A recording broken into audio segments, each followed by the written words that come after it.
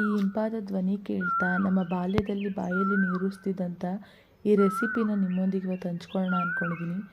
ಅದಕ್ಕೆ ಬೇಕಾಗಿರೋ ಪದಾರ್ಥಗಳು: ಒಂದು ಕಪ್ಪಲ್ಲಿ ಹುಣಸೆಹಣ್ಣು ತೊಗೊಂಡಿದ್ದೀನಿ, ಮೆಣಸು, ಜೀರಿಗೆ, ಬೆಲ್ಲ, ರುಚಿಗೆ ತಕ್ಕಷ್ಟು ಉಪ್ಪು ಮತ್ತು ಒಂದು 5ರಿಂದ 6 ಟೂತ್ಪಿ ತೊಗೊಂಡಿದ್ದೀನಿ. ಎತ್ತಿಕ್ಕಿರೋ ಅಂಥ ಜೀರಿಗೆ ಮತ್ತು ಮೆಣಸನ್ನ ಒಂದು ಕಲ್ ಮೇಲೆ ಹಾಕ್ಕೊಂಡು ನೀಟಾಗಿ ಪುಡಿ ಮಾಡಿಕೊಂಡು ಅದಕ್ಕೆ ಬೆಲ್ಲನ ಸೇರಿಸಿ ರುಚಿಗೆ ತಕ್ಕಷ್ಟು ಉಪ್ಪು ಅಂದರೆ 2 ಟೇಬಲ್ ಸ್ಪೂನ್ನಷ್ಟು ಉಪ್ಪನ್ನು ಸೇರಿಸಿ ನೀಟಾಗಿ ಆ ಪುಡಿ ಮತ್ತು ಉಪ್ಪು ಎಲ್ಲ ನೀಟಾಗಿ ಮಿಶ್ರಣ ಆಗುವವರೆಗೂ ಅದನ್ನು ನೀಟಾಗಿ ಮಿಕ್ಸ್ ಮಾಡ್ಕೊತೀನಿ.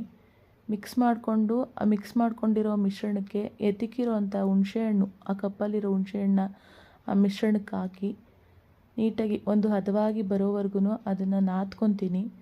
ನಾದ್ಕೊಳ್ಳೋಕ್ಕೆ ತುಂಬ ಹೆಲ್ಪ್ ಆಗುತ್ತೆ ಅಂದರೆ 1 ಟೇಬಲ್ ಸ್ಪೂನ್ನಷ್ಟು ನೀರನ್ನು ಹಾಕ್ಕೊಳ್ಳಿ. ಆ ನೀರು ಹಾಕ್ಕೊಂಡಾಗ ಅಂದರೆ ಮಿಕ್ಸಿಂಗ್ ಮಾಡ್ಕೊಳ್ಳೋಕ್ಕೆ ತುಂಬ ಹೆಲ್ಪ್ ಆಗುತ್ತೆ.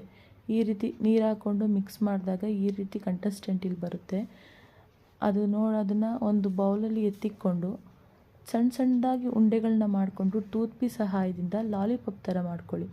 ಈ ಲಾಲಿಪಾಪ್ ನಿಮಗೆ ಗೊತ್ತೇ ಇರುತ್ತೆ, ತುಂಬ ಹಳೆಯದು, ಅಂದರೆ ನಮ್ಮ ಏಜಲ್ಲಿರೋರಿಗೆ ಗೊತ್ತಿರುತ್ತೆ. ಇದು ಹುಣಸೆ ಹಣ್ಣಲ್ಲಿ ಮಾಡ್ತಿದ್ದು ಜಿಗಣಿ ರೆಸಿಪಿ ಅಂತ. ನೀವು ಟ್ರೈ ಮಾಡ್ಕೊಂಡು ಇದನ್ನು ರೆಸಿಪಿ